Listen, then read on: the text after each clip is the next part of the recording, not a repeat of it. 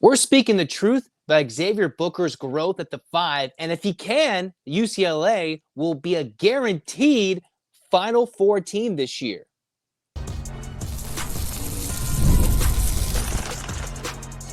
You are Locked On UCLA, your daily podcast on the UCLA Bruins. Part of the Locked On Podcast Network, your team every day.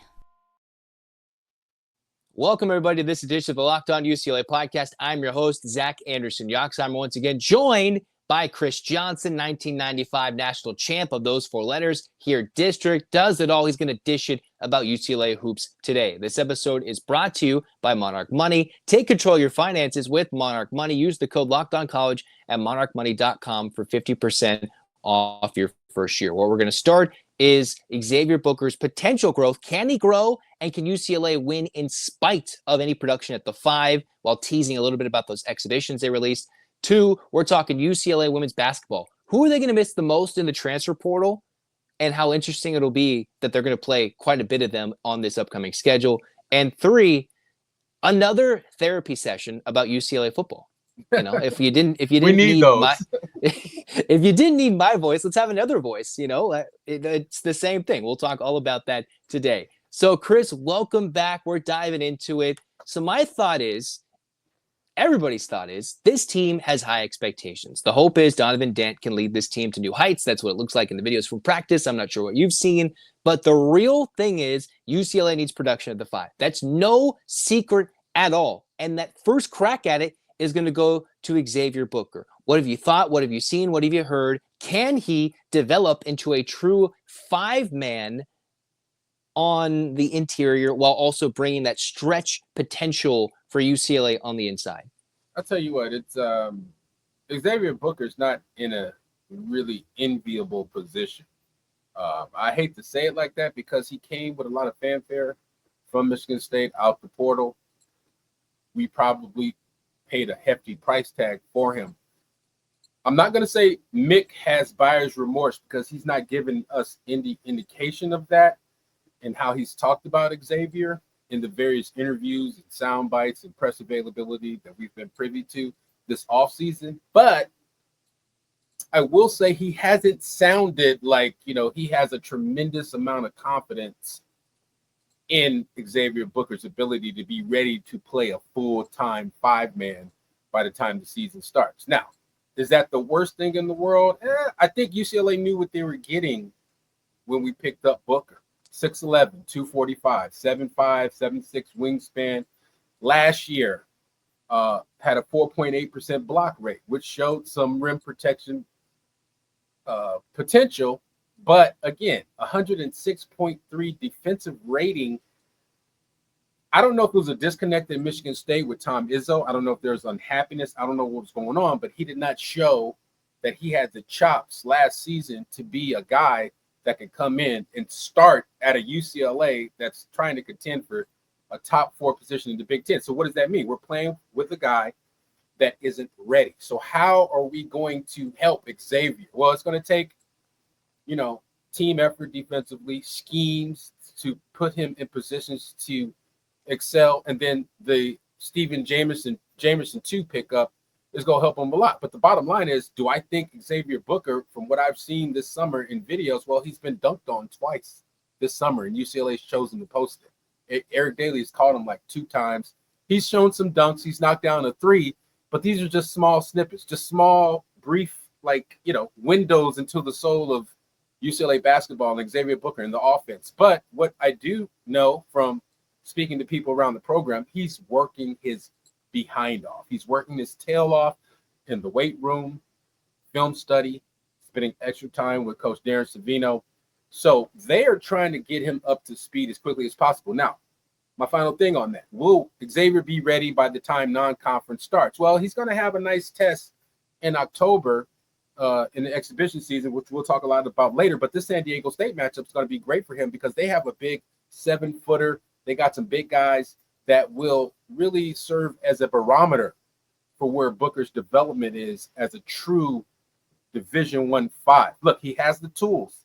He has the athleticism. He has the ability. The question is, does he have the attitude UCLA is continuing to instill that in him. So to answer your question, I don't think so. I don't think he's going to be ready to be a full-time 5. I think it'll be a platoon 5 with Jamerson by the time the season starts. And I think by the time conference starts, we may see the best iteration of Xavier Booker. I remember talking to the Locked On Spartans host about Michigan State, Matt Sheehan, and he was kind of shocked that of all the spots Booker went to, it was UCLA. Another tough-nosed head coach, right? You can argue that Tom Izzo, Mick Cronin, they're two pieces of the pie when it comes to demanding defensive intensity. And I remember he kind of gave me some tidbits, like there's a couple of missed assignments, obviously a little different position in what he was doing in Michigan State. But Cronin was on John Rothstein's pod a couple weeks ago talking about he needs to learn how to set screens and get guys open and use that big body, get stronger, and do those things that aren't going to necessarily fill the stat sheet, but are going to help the Jamar Browns of the world. They're going to help those other shooters like a Trent Perry be open that we're not going to see.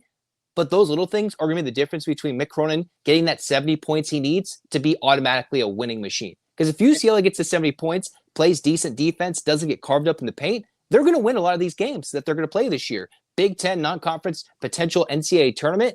But can Booker do those small intangible things? And I'm going to bring this up to you, Chris. Cody Riley was a redshirt sophomore who averaged about 10 and 5 on the Final Four team.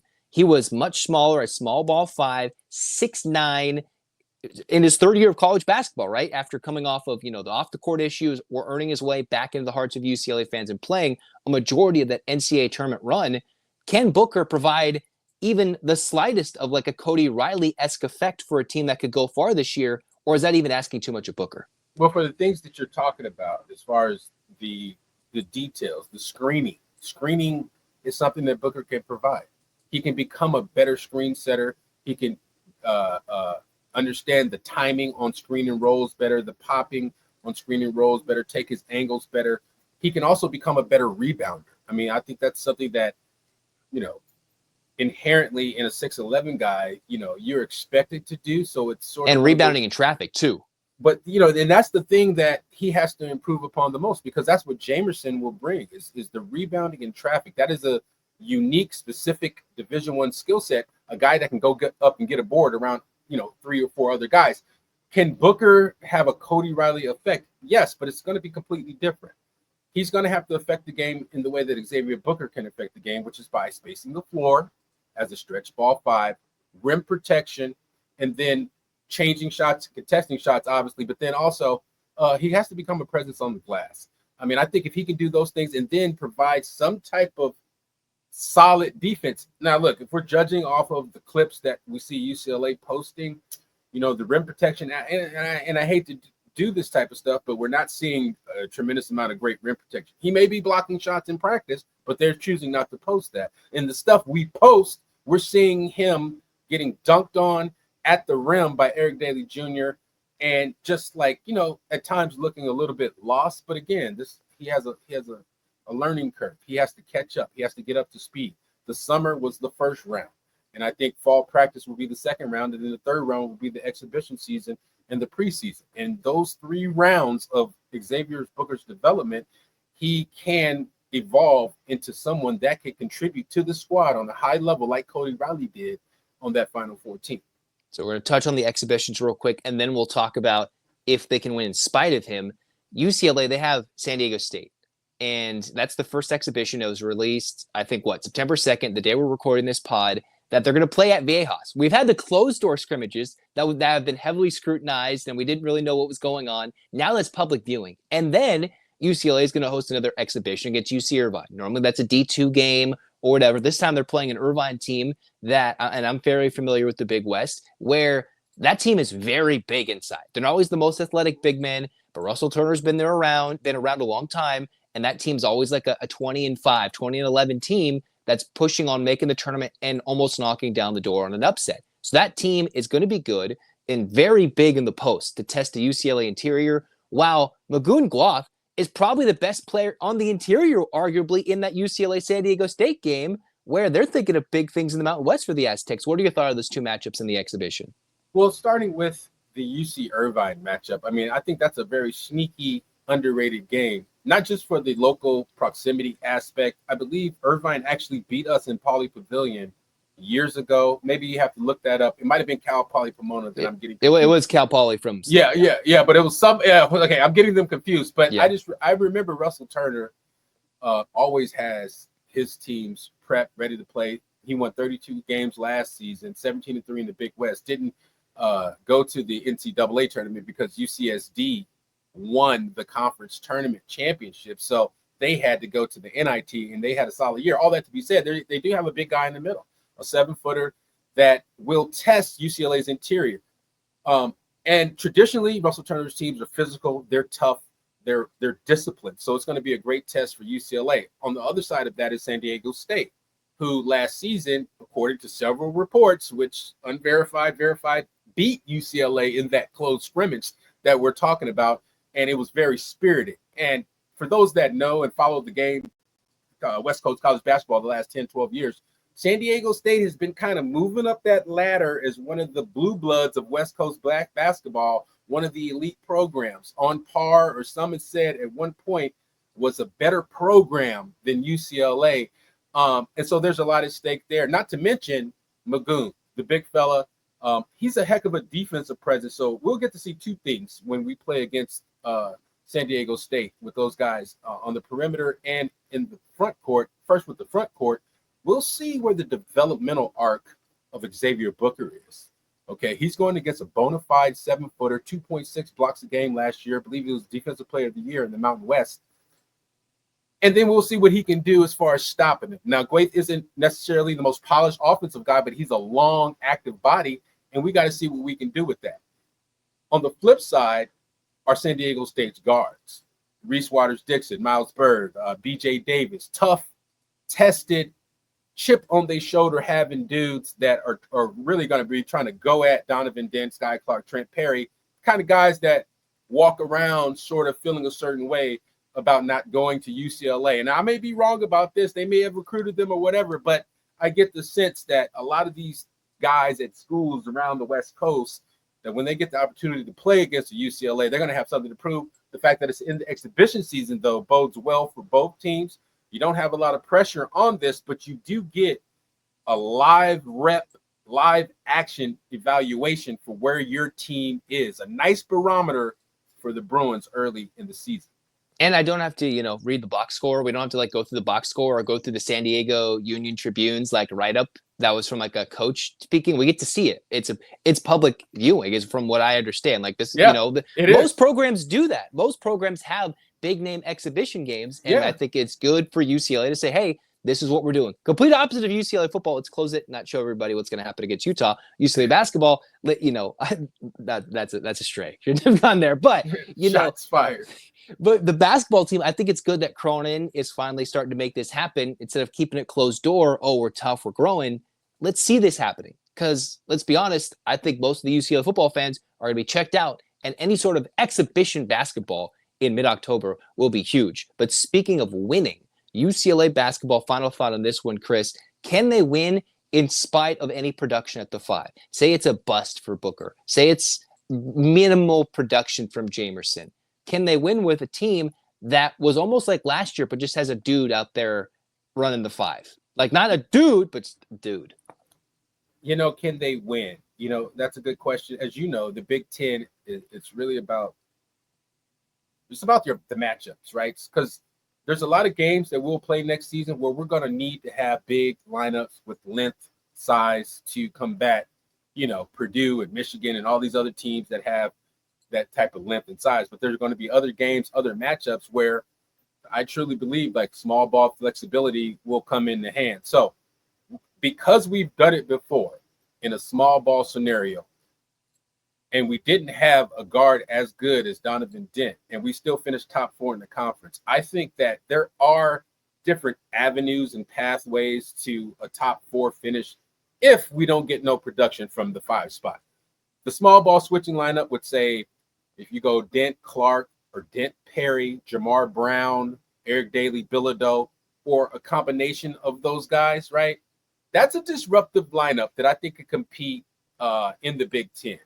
I think that this season's version of Daly Jr. and Bilodeau are going to be a lot better on the defensive end than last season's version. And to the point about that, last season's version, Tyler Bilodeau was actually not that bad defensively.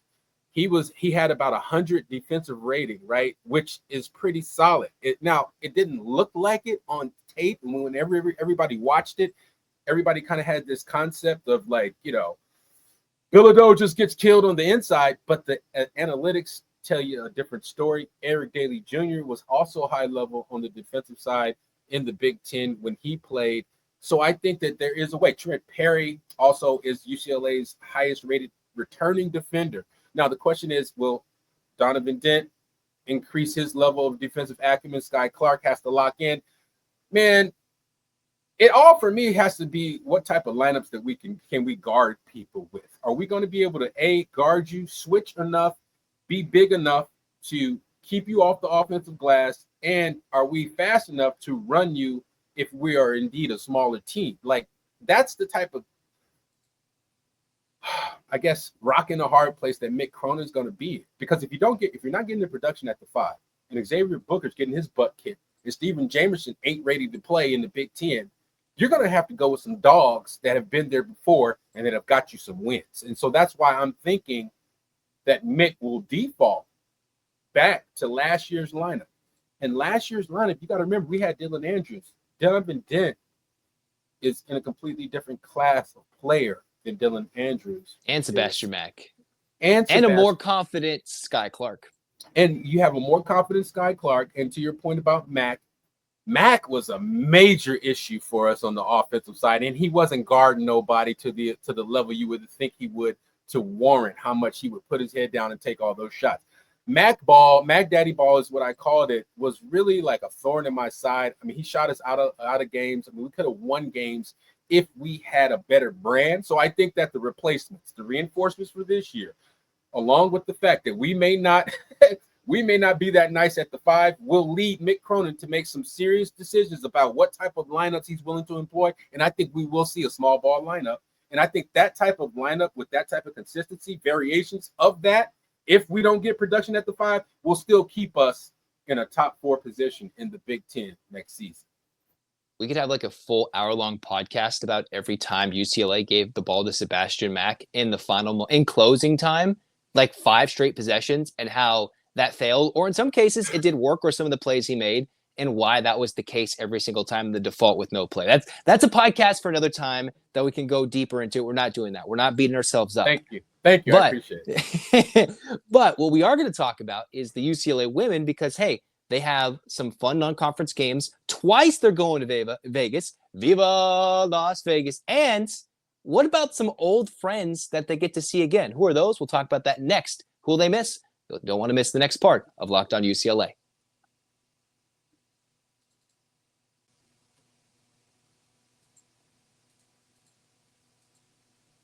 Mazda crafts cars for those who choose to do more than simply move. They follow what moves them every time they drive, and that's what makes a Mazda stand out. They go beyond the safety, the style, the performance to deliver a driving experience that feels alive in every detail. Mazda offers more than just safety. It won the 2025 IIHS Top Safety Pick Awards more than anybody else, and hey, think about it as an athlete. They focus on every detail. Mazda does the same, from metallic accents to hand-stitched Napa leather. It's the small details that make the big plays. And just like there's more to every player, there's more to a Mazda vehicle. Mazda, move and be moved.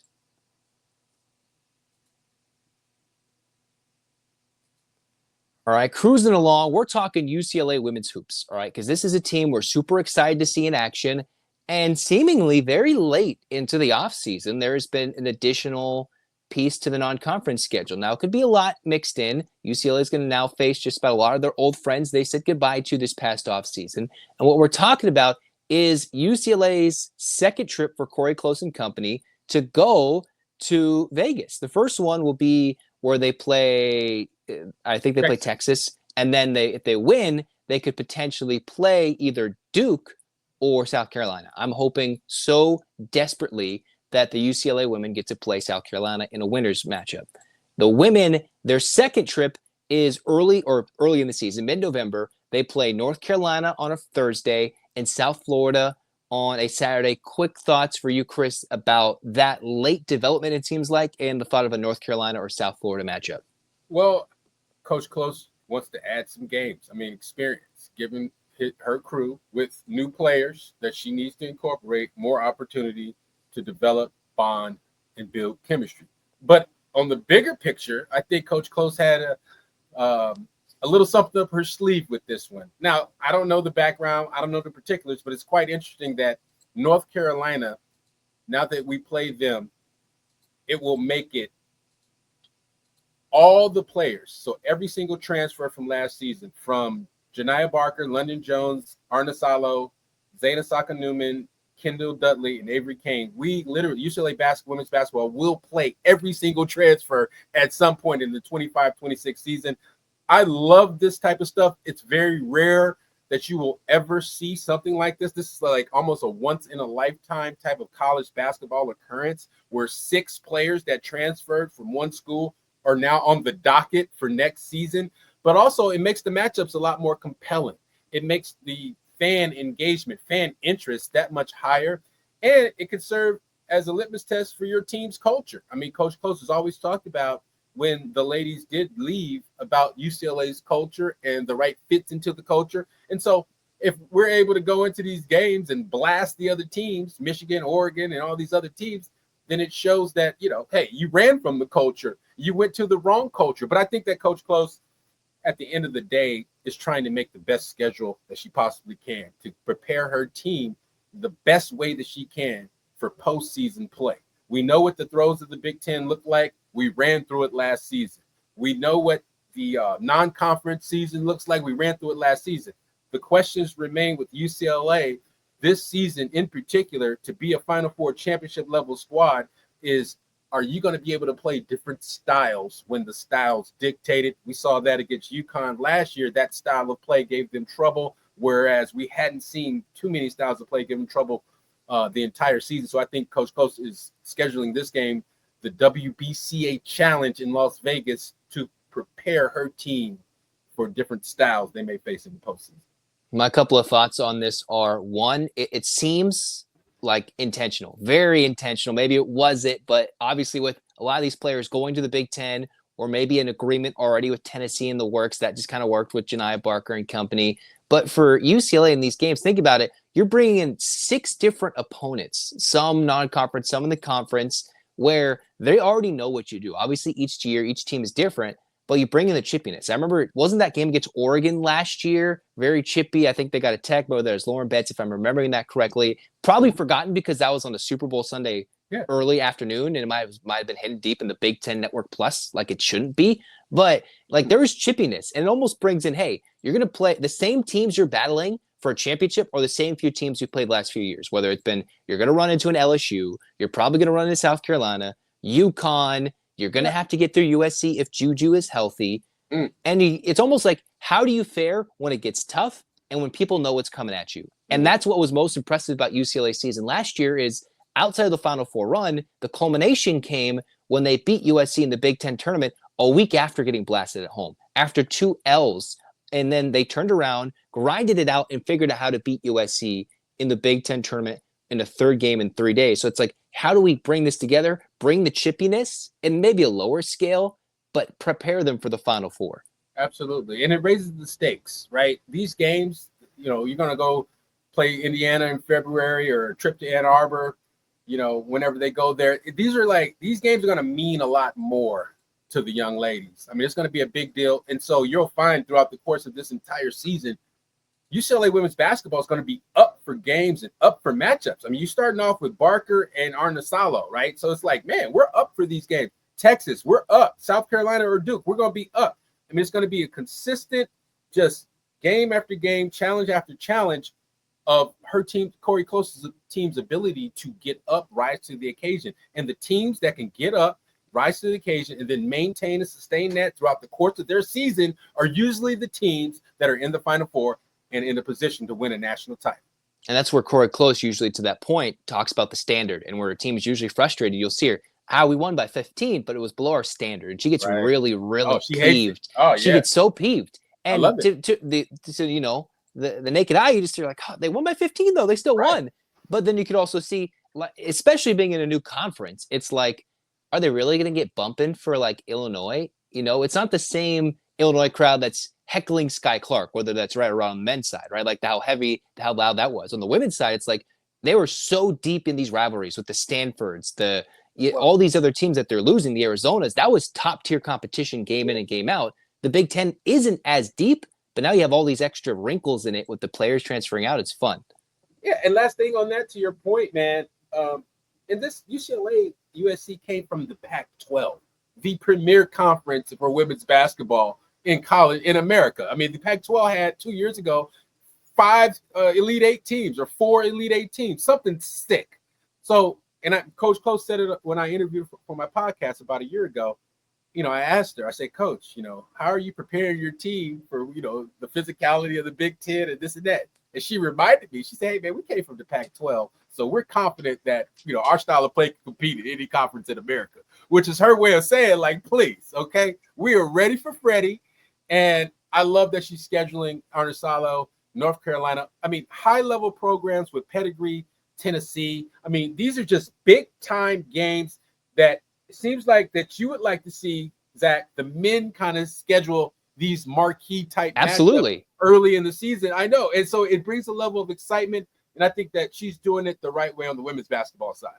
And it's fun, especially that Tennessee comes to Pauley Pavilion, right? And if you follow the team for last year, you saw Janiah Barker, whether you enjoyed her play or didn't enjoy her play, it's going to be an emotional game. And Tennessee was the last team to beat UConn, who then smoked everybody en route to a championship. So if you put all those things together, that'll be a spicy matchup to put UCLA to scale. Really spicy. And the history of Tennessee should still draw a crowd. But here's the fun question to wrap this one up. Who do you think UCLA is going to miss most in the transfer portal? The easy answer could be Janiah, but will they really miss her outburst? Will they really miss coming off the bench? Will they really miss all those things? Who do you think they actually miss? Or will you go with Janiah Barker? I think that'll be the most fun non-conference and rematch and reunion. But I'm not sure if she'll be the one they miss the most, considering what they brought in. Well, Mike, so you make a good point, considering what they brought in, right? Because Sienna Betts is in. You lose a Barker, who's arguably one of the most talented players in all of college basketball. But then you bring in someone who's the number 2 player in the country, McDonald's All-American, Team USA, high-level, projected WNBA draft pick.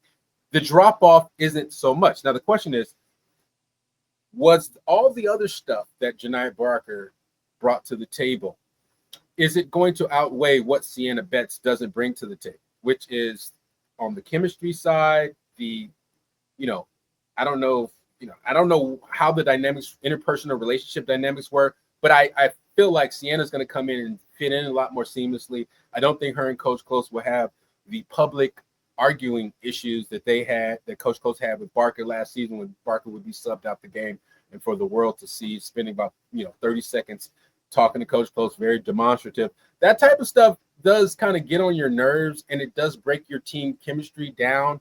It compromises your authority as a coach at times, because as a coach, you try to treat everybody the same, or you might not treat everybody the same, but you try to operate with, like the blind scales, you know what I mean? I forgot what that's called, but it's like you're a judge. You're not judging anybody based on anything other than what they're bringing to the table and how they represent the culture that you have established. Janiah Barker, for all that she was and however much I was her biggest fan last year, I could see that there were some issues with how she affected UCLA's culture. I'm not saying that she's the reason why we didn't beat UConn, but who knows how things would have looked. Now, the other person I think that UCLA will miss is London Jones. I always felt like London was UCLA's best sort of downhill creator, could dribble the ball, pass, was a good passer in the long. When she shot the ball well, they would never lose. When she got it going, London was tough to stop. But then when you think about who's going to be coming in and replacing her, is Charlize Ledger-Walker at the shooting guard position, who's a 4-time All-Pac-12 performer, 1,700-plus points scored at Washington State, was one of the top 4 freshmen in the nation, the same class that Paige Beckers and Caitlin Clark was in. She was in that group. I don't feel so bad about losing London, okay? And then when you look at Gianna Neepkins and you think about Kendall Dudley, the long, wiry forward that ended up transferring to Michigan. Avery Kane, the 6'2 shooter, athletic wing player. None of them are better than Neepkins. Neepkins is high-level WNBA draft board, about to be a top 10 pick, the best shooter in America, arguably, right, for her size and her skill set, her level of competition. You won't find anybody on playing Team USA like she did this summer and putting up the statistics she put in. Go look up her shooting percentages. She was off the charts. So who are you going to miss most? You know, for me, I don't think it's any of the freshmen. Oh, Arnesalo. No, I was gonna pick it out. I know you were. I knew you were. Because I'm gonna miss Arnesalo the most, not because she was gonna put up 15 this year or put up more assists or just dominate more than Kiki, but I do think with this wave leaving, that you need a new leader. And by the time this whole team is gone, literally at this point next year, you needed a leader. And Arnesalo could have been that junior, played on a Final Four team, hopefully on a similarly good team with a good run, and commanded a lot of time as a true freshman. It had to run the show. That you don't want to just go completely with freshmen, because I don't know if I trust freshmen right away in this next year after a bunch of seniors. That'll be a big, rocky fall off potentially if they don't hit the portal hard. I would have liked Arnesalo to grow. There's no question about it. I mean, you make a great point. If you remember South Carolina games, some games early in the season, Arnesalo was the key. She stepped up huge for the Bruins. That's an excellent point about Elena, because she just provided that relief at the guard spot, provided a lot of poise and a lot of moxie that belied her freshman year status. She played like a seasoned vet. Her pace, her ability to see the floor, and then just the control of the game, the calming down of things. You felt comfortable when Elena had the rock out top, and she was not a prisoner, or she did not get bullied by the moment. So it didn't matter who. Later on in the season, you know, she kind of had some ups and downs, but there was a stretch there where Arnesalo was looking very serious. So I think the UCLA will definitely miss her. We'll miss her presence. We'll miss that backup point guard ability, but I don't think the drop-off is going to be too far or that bad, because I think, and the last thing on this, I think, and I'm going to be writing something about this, but I think that this role that Gabriela Jaquez may embrace as sort of a point forward, jack of all trade, facilitator kind of player next season, if she can embrace that role, I think she can become the X factor that Arnesalo was for the Bruins last season. So UCLA fans, take a look at those 4 letters for Kris Johnson. He's going to write it up. And he's going to be like, do-do-do-do-do. Well written, very eloquent. It's going to be really good.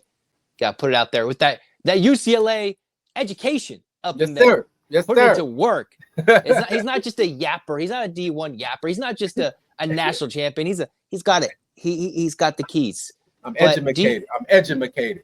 Well, can you educate everybody about UCLA football? Do you have the X's and O's? Do we need do you have therapists on your resume too? Because we're going to go once again, I don't know about in depth, but we're going to talk about in depth of our feelings of UCLA against Utah. It won't be ugly, but if you want to cry, if you want to yell, if you want to scream, this is the time in the comment section. Have those fingers ready. We're going to talk UCLA football from an alumni, somebody who's seen the good days of UCLA football in semi-recent years. Kris is still young, but we'll talk about that next on Locked On UCLA.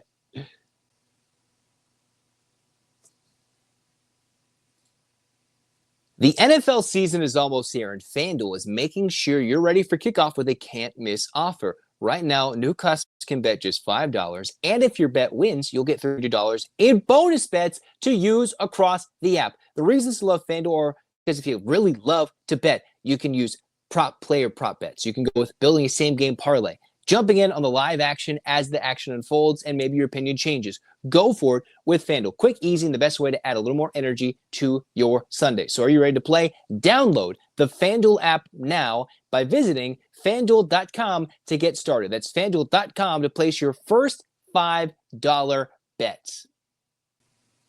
Most people can't name all their financial accounts or even what they're worth, whether it's 401ks, properties, or investments. And when you don't have the full picture, you can end up leaving money on the table. And that's where Monarch Money is, an all-in-one personal finance tool that brings your entire financial life together on one clean, easy-to-use interface.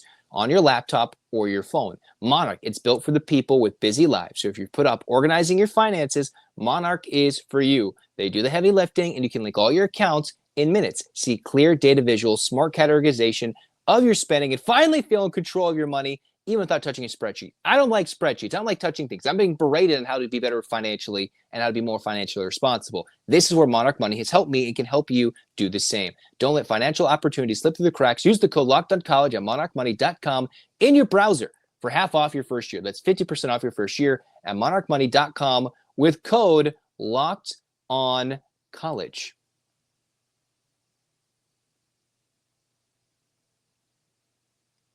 It's time. It's another venting session.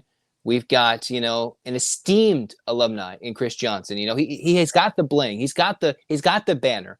While we do talk about raising the banners in Pauley Pavilion, we do have to certainly raise the level of UCLA football's respectability across the country, because we thought Nico Iamaleava was going to be the dude. We thought Tino Sunseri, they were going to survive, at least make it close, entertaining. It's one thing to lose 43-10.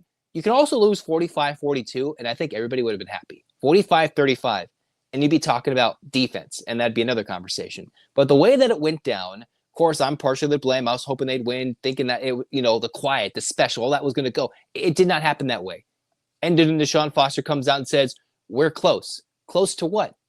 Not the best statement said by a head coach who's still growing in his, coaching career. You think about a coach who's not been as studied in the media.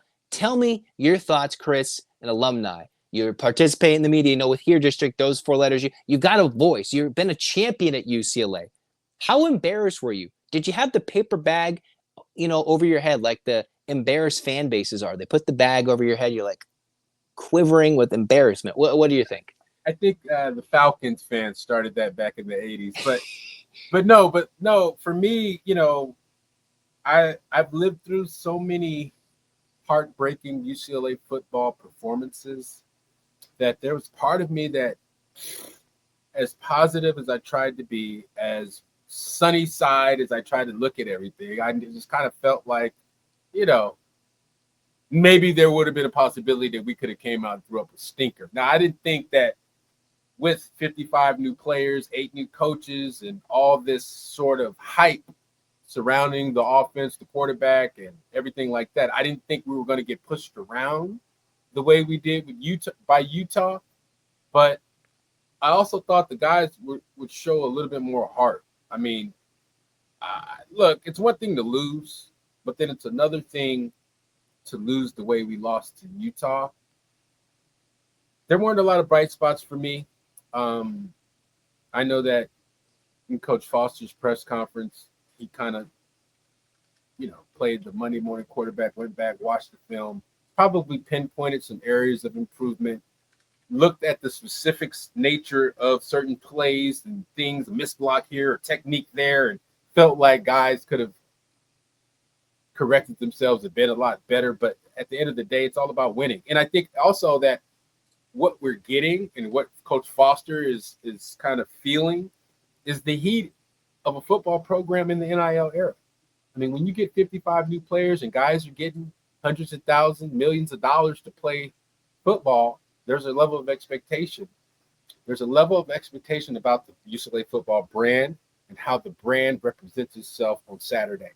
And the brand did not represent itself on Saturday very well. We look like the laughingstock of college football. And it doesn't make matters better when, your fan base, your UCLA fan base has really had it up to here. And I don't know how fair it is to have it up to here with Coach Foster after one season. Like, I get it. 5-7 showed improvement the second part of the season. But just the overriding consensus is like people feel like he's in over his head. I don't agree with that sentiment, but to read this stuff and to hear voices that I respect echo these sentiments, it's kind of, you kind of get a little like, wow, is it that bad? And then you have to look. For me, I'm still not going to judge him off of one game. We lost to Indiana in the season opener last year, ended up showing this team was a lot better than what we saw defensively. Our defensive coordinator moved some people around. He threw big fella down on the edge and and they moved Carson out, I think, to the different linebacker spot or whatever, and it kind of changed the dynamics of everything for the rest of the season. I don't know if UCLA has the type of talent on the defensive end to make those type of adjustments that will impact the season. That's the only thing. The defense situation looks dire. It looks dismal. Now, can we turn it around? Next week, UNLV, team that, they won 11 games last year, but kind of struggled a little bit this year. They got a coach, Dan Mullen, that's pretty good, very experienced, very, high-level guy in mind. So that's going to be a great matchup. Then New Mexico, team I watched against Michigan for about 2 quarters. That's not going to be an easy game. We thought that would be easy. It's not. That's not going to be an easy game. But I take everything I said about New Mexico back, bro. I take it all back. I watched them, and I watched how they gave Michigan issues. That offense moving quick, the spread, they're spreading you out. They're moving fast. They're throwing. The guys are on the same page. Timing is impeccable. UCLA, look, if we're going to not have no defense, if we're going to look like we do on defense, we need to get this offensive timing down. We got to get the sharpness, the crispness, the me and you are here-ness on offense from our quarterback to his main targets. You saw, who was it? It was only really Anthony Woods was the guy that and he was out of the backfield making plays. And those are the easier guys. I mean, so what does that tell you? So now if you got a guy that you can only hit coming out the backfield, what is that telling you about where your quarterback is in his development as far as downfield and looking and having the confidence? It's like Nico didn't have the confidence to do nothing. A lot of that is the offensive line. Utah, I read or heard, they're up front, like on both sides of the ball, like those dudes outweighed us by like 40, 50 pounds. All that to be said, Utah is a lot better team. I think people are getting credit for. People are acting like we lost to Ball State or something like that. This is a very high-level team that could potentially win their conference and be in the mix towards the end of the season. But to do that, opening night, stick it up at the Rose Bowl in front of 35,000, just not the start that you were expecting for DeShaun Foster for 25-26. Yeah, you don't really help what is the current apathetic situation from the UCLA fan base by having 2 straight stinkers in home openers. Now, the funny thing is, could it be a similar situation to last year where Indiana, I feel like it's almost been a little forgiven for DeShaun Foster's home opener. It's kind of forgotten because Indiana went to the playoff and made it and was like, oh, wait, they're legit. So if Utah goes out there and turns into a top 10 team, it's going to sting, but I wonder if it'll be forgotten as just 2 back-to-back years where that's where the preseason hype or lack thereof didn't match what the team actually was. Yeah. And that's, Utah was supposed to be the top team in the Big 12 last year. Didn't end up being the case. But there was some positive signs. Like they played much cleaner football in terms of penalties. The offense looked much better than it did with Eric Bieniemy. And how can I say that with 10 points? You just saw small, subtle signs. There was good plays. Like even though they couldn't run the ball, 4th and 1, Utah very strong on the D-line. UCLA got first downs. Whether it was running with the ball, sometimes a Nico scramble, there were some good play calls. Like it wasn't like truly terrible calls. I think Tino knows what he's doing, but this is where Chip Kelly, we should draw our ire towards Chip Kelly. You should go buy out tickets at the Raiders games and yell at Chip Kelly in UCLA gear like we didn't get to do when he was at Ohio State because he won a chip and left. He dipped. He did the old chip and dip. And we're like, man, this is where the talent has gone on the defensive side on the O-line because he said, I don't want to recruit. And this is the year DeShaun Foster has to literally survive this year with his job. And I think the recruiting class for next year could hopefully start a wave of, if they keep these guys, they attack the O-line and the D-line in recruiting. They just got to keep them committed and just make sure he doesn't get fired. That's literally the goal at this point with improvements, because I think the reinforcements are coming. They're just young and a year or 2 away. But why do you think that the fan base is pretty much feeling like they're done with DeShaun Foster, considering everything that you just laid out? I think the big thing is, there's a lot of hype for Chip, and I was trying to buy into it as long as I could. And then it was clear, let's cut this guy. We have to get rid of Chip.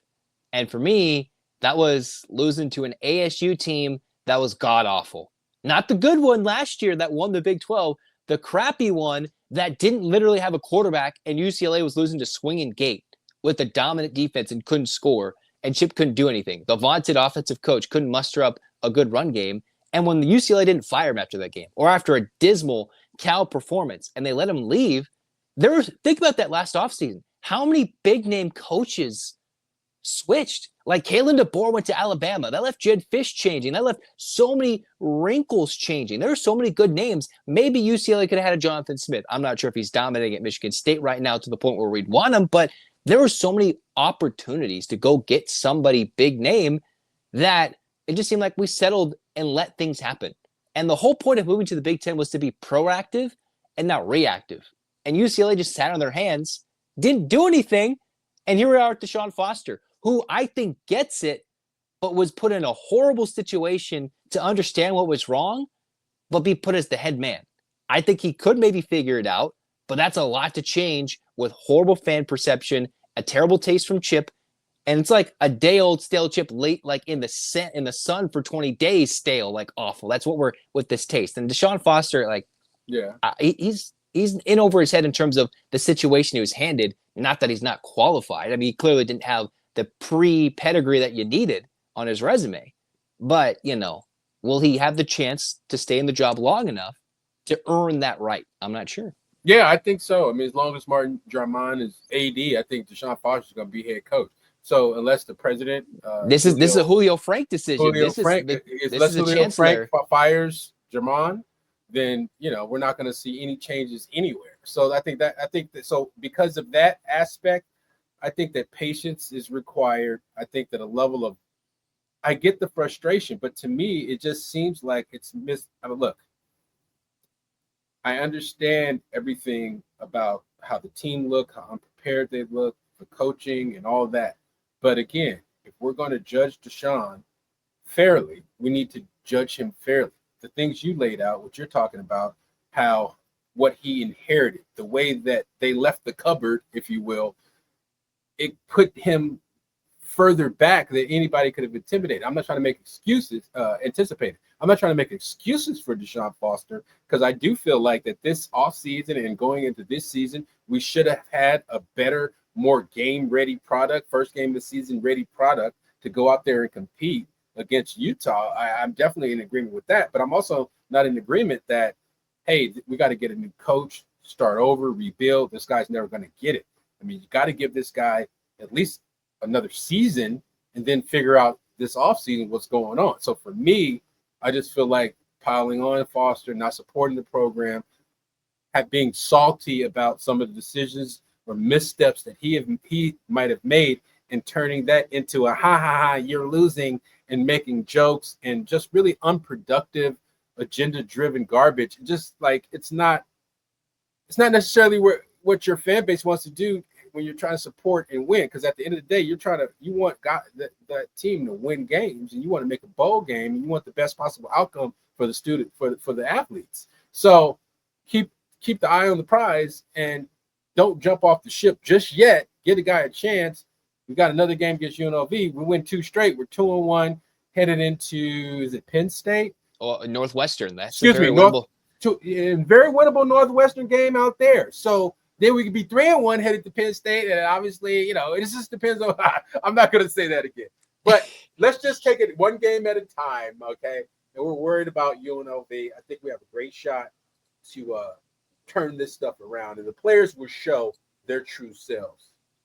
The other thing is you need complete buy-in from the fan base, because even if DeShaun's not the guy, the job has to be attractive. Like, it has to be attractive. Like, you need to be. It has to, enough work has to be put in that maybe DeShaun can lay the groundwork, right? Chip ripped it. But if DeShaun's building something, then they will realize, hey, UCLA is cool. When it wasn't cool for 6 to 7 years under Chip, from 2018 to 24, right? That was just, UCLA forgot about SoCal recruiting or even caring about recruiting at all. DeShaun has literally, pun intended, fostered relationships again that he had to restore. But does it mean that it's going to lead to X's and O's and dubs? I'm not sure, but I like what he's done with the offensive coordinator hire, how he said, screw it, we're going to go with the haters, we're going to get Nico. Bring it. He's going for the right things. Now, does he say the right things? No, because we're close is not the way we wanted to hear after the UCLA opener. That's not the right thing. So that's his lesson. Don't say we're close. He's got to learn. And obviously he has a lot to learn. He's not the most loquacious fella. I feel like he's done a lot of right, but I totally agree with you. We can't just be calling for his job after 13 games. It could be ugly, but he turned it around last year to respectability after what we could have realized was a disaster in week 2. That's my thoughts. I agree. And that's a champion. That's a banner-raising Bruin right there. He's not be right back. Banner-raising Bruin, new meaning to BRB right there. And Kris Johnson saying, hey, he played his years. He was there. He battled. You go through some hard seasons. Not everyone ends in a banner. And the fun thing about college football, maybe less so now, you could still have a fun college football year and enjoy it because of all the bowl games. Now it's becoming less with the expanded playoff, but you could still have a fun college football year and be like, we've grown. And those guys get a lot of gear and swag at those bowl games. PlayStations, Xboxes, whatever you want, 50-inch TV screens, Beats headphones. So I would, that's the goal. You want the swag at the end of the season. Yeah, and we want our swagger back. We want our swagger back. That's going to be tough. We need it. And we need to stay together. Nico got to establish it. Nico's got to establish the swag of UCLA football. It starts and ends with Nico. It does. But he is a very quiet kid. So I hope he takes his swagger from his team around him. He was wearing pajamas in high school, so why not bring some of that back out, to UCLA, bro? Come on. I mean, I wear pajamas everywhere too. That's just common. On the field, with some Uggs. Yeah. Well, he's got to bring that swagger, bring the fashion statement. Like you had the watch you wore at Big Ten Media Days. Bring it and put that together on the field. And I think there's reason to believe UCLA can still win a couple of games. Where was your Biletnikoff winner, Gilmer? How did he play? Do you have an update? You have an update on the Biletnikoff winner? He had a couple catches, and I think he rolled his ankle in the first half, or coach said he rolled up on it. No catches in the first half, and then came out of nowhere. Like you got to back up the talk. Come on, Gilmer. Come on, Gilmer. Let's go. Let's go. So we're still we're foolishly optimistic. I still believe there could be some fun in this season. Now, if it's 3-9, I might join very heavily on it might be time. But this is the season where the cupboard was bare defensively. Like the talent is very much gone on the defensive side. And it's all hoping on Akaika Malloy. So much pressure on him that I don't think is fair, but it is. But that's why they're paid the big bucks. That's why they're paid the big bucks. Okay, that's why you're paying that guy what you're paying him. You're trusting him, and he's got to pull something together. They got to get it done. Just give up 28 points. Give up 28 points a game and force a turnover, and then UCLA could be in so many more football games. Be a different story if it was like 28-25 versus 43-10. You give that decrease in points per game, that could be very, very fun if the offense figures it out. That's where it's Tino's job to hopefully figure it out. Protect his quarterback. And the quarterback, Nico, as you mentioned, has to make plays, has to make the moments, and make the most of this opportunity at UCLA, whether it's for 1 year or not. Last thing on DeShaun Foster and his lack of loquaciousness in his presser. What he said, I was trying to figure it out because it was baffling. And I'm wondering is he speaking to his team, or was he really speaking to the fan base? Like, it sounded like a statement that he made. He might have just gotten out of film with the guys, gave him like a super inspirational speech, understood that the guys were in the doldrums mentally, physically, whatever, and is trying to show them there's a light at the end of the tunnel. That's the only thing that I can think of why he would say that in a public setting, is so that he's sending a message to his guys. I hope that that's the reason why he came off like that, and I hope that the guys respond. Because sometimes the coach has to take the heat, and he is taking the heat in an interesting way.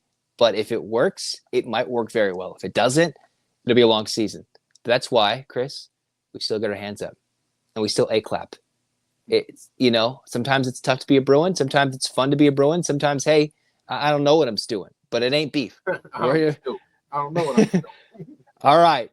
Let's get this going. And 1, 2, 3, 4, 5, 6, 7, 8. UCLA. UCLA, fight. This has been Locked On UCLA. Once again, thanks again to Kris Johnson, 95 national champ, longtime Bruin. Those 4 letters, check out his write-ups, his podcast, everything he does on those 4 letters. And hey, here district with his dad, another UCLA legend. Very entertaining. Even if you don't like the Bucks, it's very entertaining. So go check out his stuff and on social media. So Chris, thank you once again for coming on the show. Thanks, Zach. And Zach Anderson-Yoxsimer, I'm saying this has been Locked On UCLA. Check us out next time. Go Bruins.